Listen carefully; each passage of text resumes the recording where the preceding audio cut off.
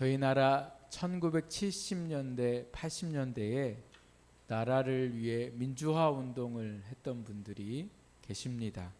이분들이 민주화 운동을 하면서 경찰들에게 쫓기게 되고 전국에 어디에 숨어도 결국은 발각이 되어서 또 붙잡혀가는 일들도 많았습니다.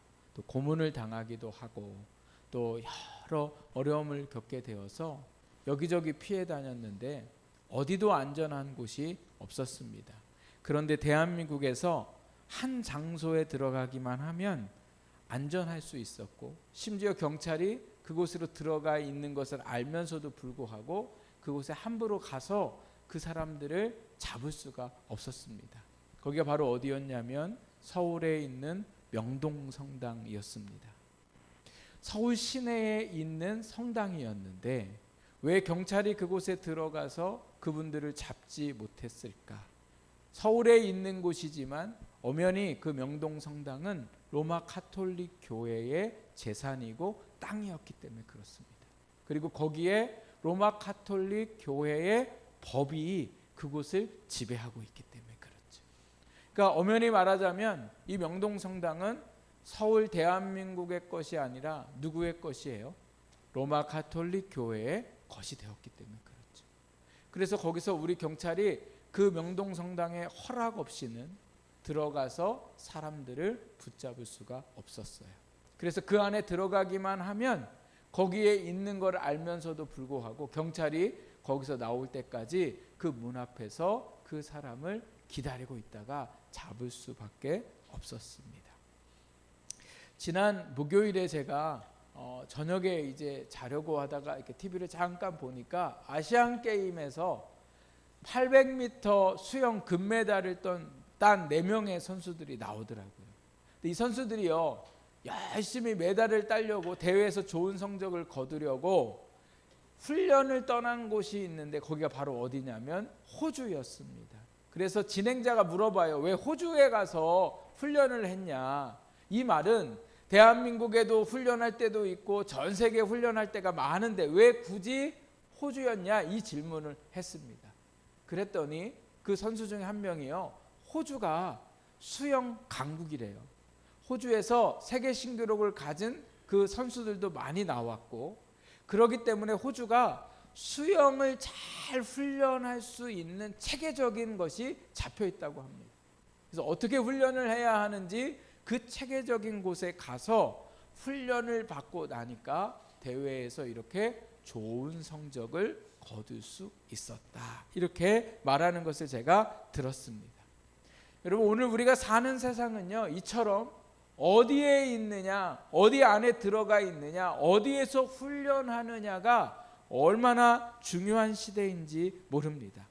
정치하는 분들도 내가 어느 당에 있느냐에 따라 내가 정치를 잘하든 못하든 그게 중요한 것보다 어느 당에 있느냐가 그 사람이 선거에서 이길 수 있냐 없느냐를 당락짓게 되더라는 거죠. 또 우리가 어느 학교 출신인가가 얼마나 중요한지 모릅니다. 그래서 그 학교 출신의 선배들이 그 사람을 끌어주고 또 그 사람을 도와주기 때문에 어느 학교를 내가 나왔느냐도 중요하고, 동네도 어느 동네에 사느냐가 너무나 중요한 세상 속에 우리가 살고 있습니다.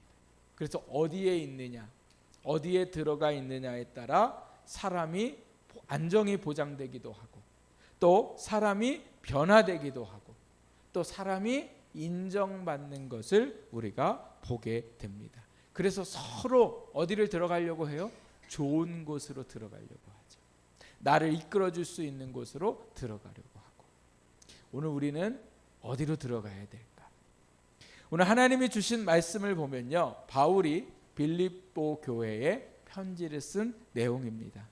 빌립보 교회 안에는 많은 문제들이 있었는데 이런 이야기들을 하면 믿지 않는 분들은 이렇게 얘기해요. 아니, 교회가 왜 이렇게 문제가 많으냐, 이런 말씀을 하시는데, 믿는 분들도 이런 말씀을 하시는데, 사실은 여러분, 교회 안에 문제 없는 게 정상일까요? 문제 있는 게 정상일까요? 내 문제 있는 게 정상이에요. 교회 안에서 미워하는 게 정상일까요? 안 미워하는 게 정상일까요? 에? 미워하는 게 정상이에요.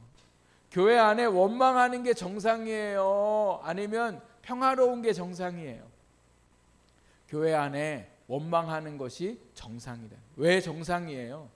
교회에 오는 분들은 다 의인이 옵니까? 죄인이 옵니까? 죄인이 오는 거예요. 그래서 여러분 교회에 왔는데 누가 원망하고 불평하고 아주 안 좋은 모습을 보이면 여러분 어떻게 생각해야 돼요? 아, 또 죄인이 왔구나 이렇게 생각하셔야 돼요. 한번 따라해 보세요. 또 죄인이 왔구나. 죄인이 교회에 왜 옵니까? 변화받으러 오는 거죠. 그러니까 교회는 의인이 오는 게 아니라 죄인이 오는 거예요. 그러니까 교회 안에 문제가 있으면 물론 창피스러운 일이지만 사실은 교회 안에 죄인들이 와서 어떻게 됩니까? 예수 그리스도를 믿고 의인으로 점점 뭐예요? 성숙해져 가는 곳이 바로 어디예요?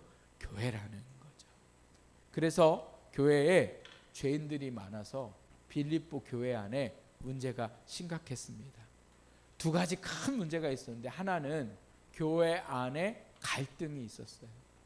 교회 안에 자꾸 싸우고 원망하고 서로 잘났다고 이야기하는 갈등들이 빌립보 교회 안에 있었고, 또 한 가지 문제는 뭐냐? 외부적으로 로마가 핍박하고 다니는 직장에서 예수 믿는다고 핍박받고 가정에서 가문에서 예수 믿는다고 핍박을 받았더라는 거죠. 그러니까 예수 믿는 게 너무 어렵고 너무너무 힘이 들어서 성도들이 점점 지쳐가고 괴로운 그 상황에 있는 것을 바울이 어디서 들었냐면 감옥에서 이 소식을 들어요. 아, 빌립보 교회 성도들이 너무 힘들어하는 거예요. 바울이 복음을 전하고 빌립보 교회가 세워졌음에도 불구하고 바울이 떠난 다음에 교회 안에 문제가 있으니까 바울이 너무 마음이 괴로웠습니다. 그래서 오늘 말씀에 이 문제를 어떻게 해결해야 하는지, 빌립보 성도들이 어떻게 살아가야 하는지를 말씀하고 있는데요. 제가 오늘 이 말씀을 보면서 깨달은 것, 바울이 그렇게 빌립보 성도들의 삶에 힘과 용기를 줄 수 있는 방법이 무엇이었을까? 제가 오늘 말씀해 보니까 반복되어서 나오는 말씀들이 있었습니다. 반복되어 나오는 말씀들이 바로 뭐냐면 1절 끝에 보니까 뭐라고 말씀하고 있습니까? 네, 주 안에 서라 이렇게 말씀하고 있고, 또 2절 말씀의 끝에 보니까 뭐라고 말씀하고 있냐면 주 안에서 같은 마음을 품으라 이렇게 말씀하고 있고, 4절 말씀에 보니까요 주 안에서 항상 기뻐하라. 또 그 다음에 여러분 우리 7절 말씀에 보니까 7절 중간쯤에 그리스도 예수 안에서 너희 마음과 생각을 지키시리라 이렇게 말씀하고 있고, 그리고 나서 또 그렇게 보면 이 말씀들에 보면 뭐가 나와요? 주 안에서가 나오게 되더라고요. 주 안에서. 그러니까 오늘 빌립보 교회 성도들의 인생의 문제 가운데에 해결 방법은 뭐냐? 주 안에 있어야 한다 이렇게 말씀하고 있는 거예요. 우리가 해결할 수 없고 어디로 들어가라는 거예요? 예수님 안으로 들어가라는 거죠. 그래서 이 주 안에, 그리고 2절에 주 안에서, 4절에 주 안에서, 그리고 7절에 그리스도 예수 안에서, 즉 그 삶의 모든 인생의 문제들을 피할 수 있고 해결할 수 있는 방법은 우리가 어디로 들어가는 거예요? 주 안으로 들어가는 거예요. 이 주 안으로 들어간다는 것은요 어떤 장소를 말씀하는 게 아닙니다. 주 안에 들어가라는 것은 예수 그리스도 안으로 들어가라고 하는 건데, 오늘 주 안이라고 얘기하는 건 주인이 되시는, 예수님이 주인 되시는 곳에 있으라, 이러한 말씀을 가지고 있는 거죠. 그래서 주 안에 있는데, 이 주 안에 있는다는 깊은 의미는 어떤 의미냐면요 예수님에 대한 소망을 가지라는 의미예요. 주 안에 들어가라는 건 뭐라고요? 한번 따라해요. 예수님에 대한 소망을 가지는 겁니다. 네, 예수님에 대한 소망을 갖는다는 게 뭡니까? 우리는 할 수 없는 일을 주님이 하실 것으로 믿는 거죠. 누군가가 좀 변화되면 좋겠는데 변화될 일이 없어요. 그런데 주님께 소망을 두면 주님이 그 사람을 변화시킬 것을 믿으라는 거예요. 여러분과 저가 솔직히 얘기해서 하나님의 은혜 아니면 교회 나올 수 있는 사람들이 아니에요. 물론 부모님 뱃속부터 교회를 다니고 예수님을 믿을 수도 있었겠지만 대부분의 사람들은 전혀 예수님과 상관없이 살던 사람이고, 누군가가 우리를 위해서 계속 구제불능의 사람들을 위해서 기도했고 예수님이 그를 변화시킬 것을 믿고 그 예수님에게 우리의 이름을 불러 기도했기 때문에 오늘 우리가 이 자리에 나온 줄 믿습니다. 그래서 주 안에 소망을 두고 살아간다는 것이 주님 안에 들어가는 것이기에 우리의 가정의 일들과 자녀의 삶과 또 오늘 우리의 사업의 일들과 우리의 살아가는 모든 어려운 형편 속에 형편의 소망을 두고 사는 게 아니라, 세상의 소망을 두는 게 아니라 우리의 그 형편을 바꾸실 예수님에게 소망을 두고 살아가는 것. 그것이 바로 뭐예요? 주 안에 들어가는 거예요. 또 주 안에 들어간다는 건요, 예수님을 뭐예요? 의지하는 것. 그러니까 우리가 주 안에 들어간다는 건 내가 지금 힘들고 어려운 상황 속에 주님, 제가 주님을 의지합니다. 이 문제를 해결하실 분은 주님이십니다. 이렇게 주님을 의지하고 나아가는 것이 어디로 들어가는 거예요? 주 안에 들어간다는 거죠. 요한복음 15장 7절 말씀에 보니까요, 이렇게 말씀하세요. 여러분 앞에 우리 같이 보면서 같이 말씀을 읽어볼까요? 시작. 너희가 내 안에 거하고 내 말이 너희 안에 거하면 무엇이든지 원하는 대로 구하라. 그리하면 이루리라. 아멘. 여러분 여기도 예수님이 뭐라고 말씀하고 계세요? 너희가 내 안에 거해야 된다, 이렇게 말씀하세요. 예수님 안에 거한다는 게 뭐냐? 내 말이 너희 안에 거하는 거다, 이렇게 말씀하세요. 예수님이 우리에게 하신 말씀을 내가 믿고 그 말씀을 받아들이는 것이 우리가 예수님 안에 거하는 겁니다. 그 거할 때에 어떤 일들이 일어납니까? 예수님께서 그 우리의 모든 상황과 형편 속에 역사하시고 그 모든 일들을 이루어 가시고 우리가 그 형편 속에 살아갈 수 있는 힘과 용기를 주시겠다는 거예요. 그래서 우리가 우리의 삶의 고단함과 괴로움과 인생의 문제가 있을 때에 다른 데로 들어가려고 하지 말고 어디로 들어가요? 예수 안으로 들어가는 거예요. 주님을 의지하고 그 자리에서 주님을 바라볼 때에 주님이 오늘도 그 안에 들어온 인생들 가운데에 역사하시겠다고 말씀하고 계시는 거죠. 그래서 주 안으로 들어가라고 하는데, 이 주 안에 들어가면 어떤 일들이 일어나는가? 오늘 말씀해 보니까요, 주 안에 들어가면 세 가지의 놀라운 역사들이 일어나는데 그 첫 번째가 바로 뭐냐면 주 안에 있을 때에 설 수 있게 된다는 거예요. 여러분 한 주 동안 마음이 넘어져 있으셨습니까? 아니면 서 있으셨습니까? 오늘 이 교회에 나오기까지 마음이 넘어지셔서 낙심하고 좌절하고 계셨습니까? 아니면 마음의 기쁨과 즐거움으로 그 마음이 온전히 서 있으셨습니까? 오늘 바울이 빌립보 교회 성도들에게 뭐라고 얘기하세요? 주 안에 서라, 이렇게 말하는 건 마치 오늘 우리에게 명령하고 있는 것 같잖아요. 예수 믿는 너희들은 주 안에 서야 한다, 이렇게 말씀하는데, 이 말씀을 다른 의미로 생각해 보면 우리가 인생 가운데에 바르게 설 수 있고 낙심하고 좌절하지 않을 수 있는 것은 어디에 들어가야 되기 때문에 그래요? 주 안에 설 때에. 주 안에 설 때에, 주 안으로 들어갈 때에 우리의 마음이 서게 되는 줄 믿습니다. 이 서라는 말은요, 헬라어로 어떤 의미가 있냐면 군인이 적으로부터 막 공격을 당하는데도 군인이 두려워하지 않고 무서워하지 않고 거기서 자기의 자리를 지키고 있는 거예요. 적들이 막 쳐들어오는데 보초를 쓰는 사람이 도망가지 않고 끝까지 그 보초를 쓸 수 있는 거, 그것을 바로 오늘 서라라는 의미에 담고 있는데, 어떻게 이렇게 두렵고 힘든데 거기에 서 있을 수가 있냐는 거예요. 보통 군인들은 다 뭐예요? 도망가게 되죠. 우리도 마찬가지잖아요. 내가 잘 살아봐야지, 내가 힘들어도 잘 견뎌봐야지. 그런데 막상 어려움을 당하고 힘듦을 당하면 견디고 있기가 어렵죠. 그래서 어떻게 해요? 넘어지거나 아니면 도망가거나 아니면 그 자리를 비우게 되더라는 거죠.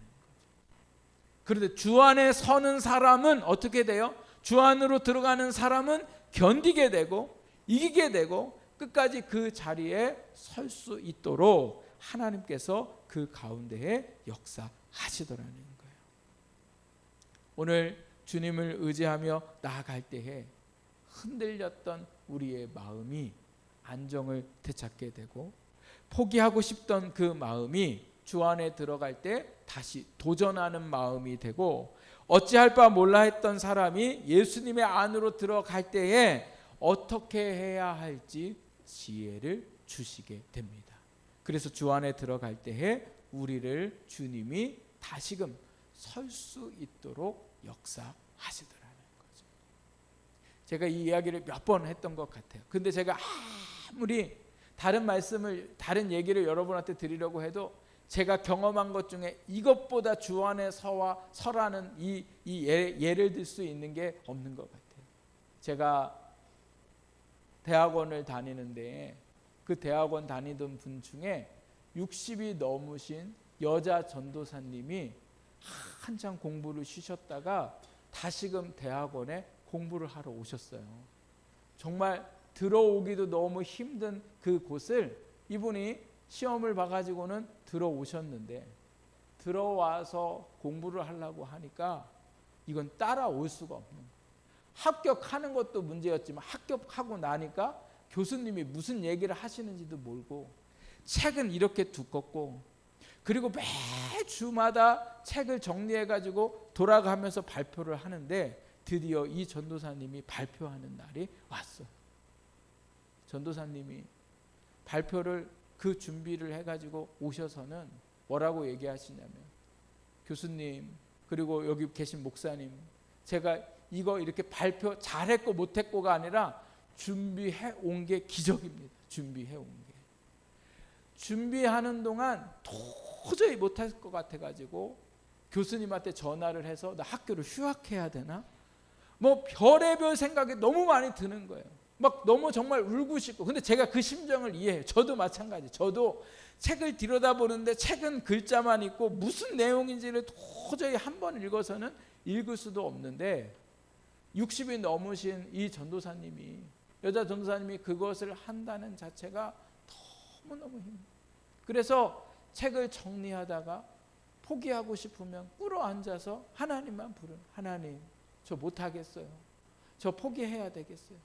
그래서 또 꿇어앉아서 막 울면서 기도하면 하나님이 그 마음에 평강을 주시고 다시금 또다시 의자에 앉아가지고 또 책을 정리하고 또 하다가 또 막히면 또다시 주저앉아서 하나님 앞에 울면서 또다시 포기하고 싶고 이게 여러분 저와 우리의 삶이잖아요. 내가 잘 살아보고 싶지만 또다시 무너지고 또다시 힘들고 또다시 내 마음을 어찌할지 몰라 방황하게 될 때에 그때 주 안에 들어가면 주님이 우리를 다시금 서게 하시는 거죠. 우리의 마음의 무릎을 굳게 하시고 튼튼히 하시고 흔들리지 않도록 견고하게 우리를 붙잡아 주시는 분이 바로 하나님이십니다. 그래서 우리가 주 안에 들어갈 때에 주님이 우리를 세워주시더라는 거예요. 누구 때문에 너무 마음이 힘들고 또 어떠한 일들 때문에 너무 힘들고 지겹고 괴로울 때에 우리가 다시금 주 안에 들어갈 때에 주님이 우리를 세워주시는 줄 믿습니다. 두 번째로 오늘 말씀에 보니까 주 안에 들어가면 어떤 일들이 일어나는가 2절 말씀에 보니까요. 2절에 뭐라고 말씀하고 계세요? 주 안에서 같은 마음을 품으라 이 말씀을 하고 계세요. 이 말씀의 의미는 주님 안으로 들어가면 우리가 뭐 하게 돼요? 같은 마음을 품게 되더라는 거예요. 그러면서 오늘 2절에 보니까 두 사람을 말씀하는데 누구냐면 유오디아와 그리고 순두개를 권한다 이렇게 얘기하죠. 그러니까 내가 유오디아에게 말한다. 그리고 내가 순두개에게도 말한다. 이 유오디아와 순두개는요, 빌립보 교회의 여자 집사님들인데요, 교회의 큰 일꾼들이에요. 근데 문제는 이 두 분이 싸워요. 싸워가지고 교회가 이분들 안에서 갈라져 있어요. 그래서 한쪽은 순두개, 한쪽은 또 여기 누구예요? 유오디아, 이렇게 돼 있어 갖고요, 이 사람들의 말을 듣고서 교회가 갈라져 있는 이 상황 가운데에 이 문제를 해결하기 위해서 바울이 내놓은 게 뭐예요? 주 안에서 어떻게 해요? 한 마음을 품어야 한다, 이렇게 말씀하고 있어요. 내 자존심을 건들고 나를 욕하고 나를 기분 나쁘게 하는 사람하고 어떻게 한 마음을 해요? 차라리 안 하면 안 했지. 그렇잖아요. 아니 그냥 안 보고 사는 게 좋아요, 한 마음을 품고 사는 게 좋아요? 안 보고 사는 게 낫죠. 안 보고 사는 게. 그런데 안 보고 살 수 있어요, 없어요? 없어요. 저희 교회는 더더욱 그래요. 교회라도 문이라도 2개씩이나 있어야 서로 싸우면 따로따로 나가는데, 교회가 문도 하나요, 들어오는 데도 하나잖아요. 그러니 한 마음을 품기가 얼마나 어렵겠냐는 거예요. 그런데 주님 안으로 들어가면 우리가 어떻게 해요? 한 마음을 품을 수 있다는 거예요. 내가 그 사람하고 뜻을 맞춰서 한 마음이 되는 게 아니라 주님 안으로 들어가면 누구 마음을 이해해요? 주님의 마음을 이해해요. 주님의 마음을 이해하면 어떻게 돼요? 그 사람이 보이는 게 아니라 누가 보이기 시작해요? 내가 보이기 시작하죠. 너는 별 수 있냐? 네. 제가 저희 아이들을 볼 때에 막 화가 나요. 부모는 원래 자녀를 볼 때 화가 나나요? 우리 먼저 사신 부모님들, 자녀를 보면 막 화가 나요. 잘못한 거가 막 보이니까. 그런 말도 때로는 거칠게 되고. 그래도 쟤들은 몰라요. 제가 이렇게 얼마나 많이 참은 중에 그래도 한마디 가끔 하는 건데, 쟤네는 생각할 때에 그냥 아빠가 그냥 화가만 나면 막 얘기한다 이렇게 생각할 수 있지만, 저 엄청 참다가 얘기하는 건데, 중요한 건 제가 그렇게 참을 수 있는 이유는 뭐냐? 가만히 화가 나서 생각해 보면 주님이 너는 별 수 있었냐? 이렇게 얘기하세요. 너는 별 수 있었냐? 너의 학교 생활은 별 수 있었냐? 여러분 별 수 있으셨어요? 여러분 자녀의 나이 때 별 수 있으셨어요? 20살 때, 30살 때, 40살 때 우리 어른 권사님, 집사님 어떻게 별 수 있으셨어요? 아니면 비슷하셨어요? 비슷해요. 그러니까 주님 안으로 들어가면 누가 보여요? 내가 보여요. 그래서 주님이 나를 불쌍히 여기시니 나도 그 사람이 어떻게 돼요? 불쌍히 여겨지게 되는 거죠. 아이고, 죄인이 또 하나 들어왔네. 내가 잘 맞춰줘야지. 이런 마음이 드는 거죠. 아우, 저 사람 왜 말을 저렇게 해가 아니라 나도 말을 저렇게 했지. 야, 어떻게 사람이 저렇게 인사성이 없어? 나도 그랬지. 오늘 우리가 주님 안으로 들어가면 내가 보이고, 내가 주님이 나를 품어주신 것이 보이기 시작하면 어떻게 해요? 한 마음을 품어 살게 되는 역사가 일어나게 되더라는 거죠. 그래서 미움과 원망이 이해가 되기 시작하고 그를 불쌍히 여겨지는 마음으로 들어가게 되더라는 거죠. 이건 교회 안에서만이 아니라 우리의 가정 안에서도 마찬가지고, 부부의 관계에 있어서도 그렇고, 직장과 오늘 우리가 살아가는 모든 삶이 다 뭐예요? 우리하고 마음이 잘 안 맞죠. 그런데 그 마음이 한 마음이 이루게 하시는 분은 주님 안에 들어갈 때에, 주님 앞에 나를 힘들게 하는 사람을 놓고 그를 맡겨드릴 때에 주님이 오늘도 우리 안에 한 마음을 품고 살아가게 하시는 역사가 일어나게 되는 줄 믿습니다. 세 번째로 오늘 말씀에 보니까 주님 안에 들어갈 때에 항상 기뻐하게 된다, 이렇게 말씀하고 계세요. 여러분 믿어지세요? 지난 한 주 동안 항상 기쁘셨어요? 아니면 항상 안 기쁘셨어요? 네? 지금 제가 여기 자리에서 일주일에 하루에 한 번씩 기뻤던 거 생각해 보십시오. 이렇게 하면 바로바로 기억나세요? 안 기억나세요? 안 기억나요? 안 기억나면 기쁜 일이 별로 없는 거죠. 예.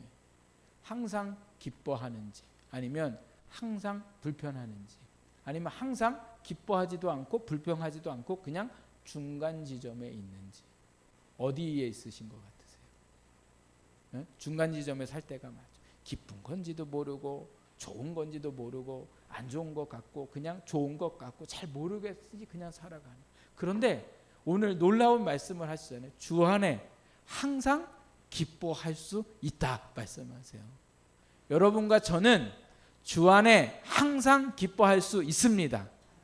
한번 따라해. 나는 주 안에서 항상 기뻐할 수 있습니다. 내가 기쁜 게 아니라 주님이 나를 기쁘게 하시기 때문에 그래요. 어떻게 우리를 주 안에서 항상 기쁘게 하실까? 좋은 일이 있으면 이것이 주님이 나를 기쁘시게 하는 일이라고 믿을 때에 기뻐할 수 있고, 안 좋은 일이 있을 때에는 이 안 좋은 일들을 지나서 하나님이 이 안 좋은 일들 속에 훗날에 나에게 기쁨을 주실 것을 믿으니 내가 또한 그 안에서 뭐 할 수 있어요? 기뻐할 수 있더라는 거예요.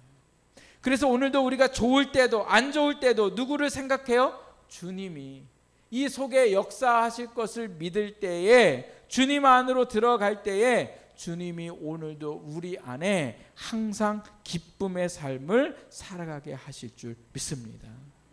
이 빌립보 말씀의 제목, 별명이 또 한 가지 있는데 그 제목이 뭐냐? 별명이 뭐냐면 기쁨의 서신이에요. 기쁨의 서신. 왜냐하면 바울이 계속해서 빌립보에서 주장하고 있는 게 바로 뭐냐면 성도들에게 항상 기뻐하라는 거예요. 근데 바울이 이 편지를 어디서 쓰고 있다고요? 감옥에서. 감옥에 있는 사람이 기뻐요? 감옥 밖에 있는 사람이 갈등 중에 있는 게 기뻐요? 여러분, 감옥에 계시는 게 좋아요? 집에서 그냥 약간 남편하고 갈등이 있는 게 좋아요? 네, 그냥 감옥보다는 집에서 갈등이 있는 게 더 좋잖아요. 그런데 바울은 감옥에서 갈등 있는 사람들에게 뭐라고 해요? 항상 기뻐하라는 거예요. 이 얘기는 감옥에 있는 바울이 뭐 했기 때문에 그래요? 항상 기뻤다는 거예요. 육신은 감옥에 있는데 감옥 안에, 그리스도 안에 들어갈 때에 그리스도가 그 마음에 기쁨을 주시더라는 거예요. 여러분, 오늘도 마찬가지입니다. 우리의 인생이 감옥에 있는 것 같아요. 답답하고 견딜 수 없고 여기서 벗어나고 싶은 일들이 우리 안에 너무도 많습니다. 그러나 우리가 그 순간 주님 안으로 들어갈 때, 주님이 이 속에 역사하실 것을 믿을 때에, 주님이 내 삶을 만지시고 내 앞길을 열어가시고 답이 없는 내 인생 속에 답이 되어주심을 내가 믿고 나아갈 때에 항상 기뻐하게 하시는 역사가 일어나게 될 줄 믿습니다. 주 안에 서는 것, 그리고 한 마음을 품는 것, 그리고 항상 기뻐하는 것은 세상이 말하는 대로 자기 마음을 다스리는 게 아니에요. 여러분, 세상은 마음을 다스리라고 얘기해요. 여러분, 우리는 마음을 다스릴 수 있는 존재가 아니에요.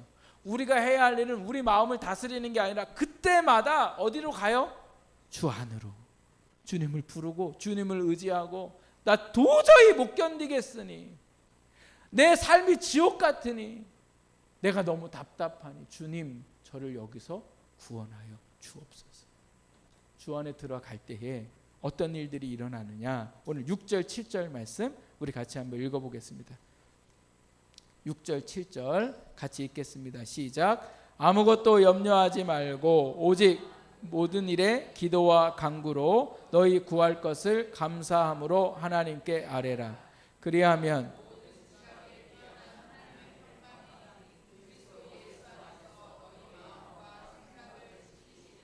아멘. 여러분, 제가 지금까지 우리가 주 안에 들어간다는 건 뭐예요? 주님한테 소망을 두고 주님을 의지하고 결국은 주님 앞에 우리의 삶을 맡겨드리며 기도할 때에 오늘 어떻게 하시겠다는 거예요? 7절, 그리하면 모든 지각에 뛰어난 하나님의 평강이 그리스도 예수 안에서 너희의 마음과 생각을 어떻게 해요? 지키시겠다. 네, 여러분, 오늘 우리가 우리의 삶에 힘든 이유는 우리의 마음을 지키지 못해서 그래요. 마음이 자꾸 넘어지기 때문에 그래요. 마음이 자꾸 도망가고 싶어지기 때문에 그래요. 그런데 우리가 주님 앞에 들어가고 그분을 의지해서 기도할 때에 어떤 일들이 일어나요? 주님이 우리의 마음과 생각을 지켜주신다. 우리 안에 평강을 주시고 평안을 주시고 우리 안에 용기도 주시고 지혜도 주시고 살아갈 수 있는 힘을 주신다고 말씀하고 계십니다. 오늘 그 똑같은 말씀을 9절에도 말씀하고 계시죠.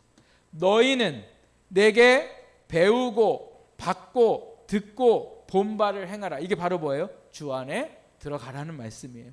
그리하면 평강의 하나님이 너희와 함께 계시리라. 그러면 설 수 있습니다. 그러면 한 마음이 될 수도 있고 그러면 항상 기뻐하는 삶을 살아가게 될 줄 믿습니다. 어떤 목사님이 큰 어려움을 만났습니다.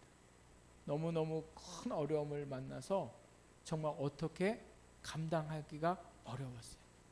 교회도 목사님을 오해해서 교회에서 쫓겨날 판이 됐고 나중에는 안 되니까 감옥에 갈 수밖에 없는 고발을 당하는 일까지 일어나게 되었어요.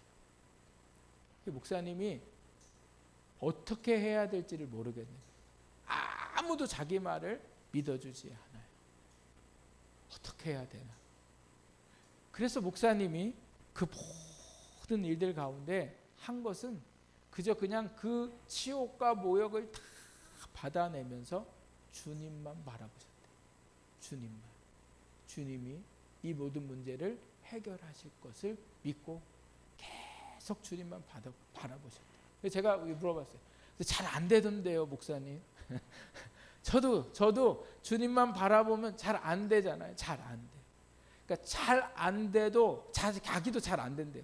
기도할 때는 주님 바라볼 때는 되는 것 같은데 막상 또 현실로 돌아가 보면 너무 힘이 드는 거예요. 그래도 또 그 자리에서 또 다시 주님을 바라보고 또 주님 앞에 기도하고 나아갈 때에 놀랍게도 하나님이 예상하지 못했던 사람들, 전혀 몰랐던 사람들의 도움을 통해서 그 모든 오해와 그 심각한 문제들이 하나하나 해결이 되고 교회 안에 평안을 찾고 사람들의 관계가 회복되어졌다. 이렇게 말씀하시는 것을 제가 들으면서 여러분 우리의 인생의 답은 주님 안으로 들어가는 것밖에 없습니다. 믿지 않는 사람들도 믿는 사람들도 그런 얘기해요. 예수님 안에 들어간다고 기도한다고 무슨 뾰족한 수가 있겠냐. 그럼 세상으로 나아가면 뾰족한 수 있어요? 아니 예수님 안 믿고 세상으로 뛰쳐나가면 뾰족한 수 있냐고요? 없어요. 세상은 뾰족한 수가 없어요. 우리의 뾰족한 수는 누구세요? 예수님 아니에요. 주님 안으로 들어갈 때에 주님이 우리의 삶에 역사하시는 줄 믿습니다. 그래서 오늘도 주님이 내 삶에 역사하심을 믿고 그 믿음으로 우리가 하나님 앞에 나아가는 우리 모두가 될 수 있기를 주님의 이름으로 축복합니다. 우리 이 시간에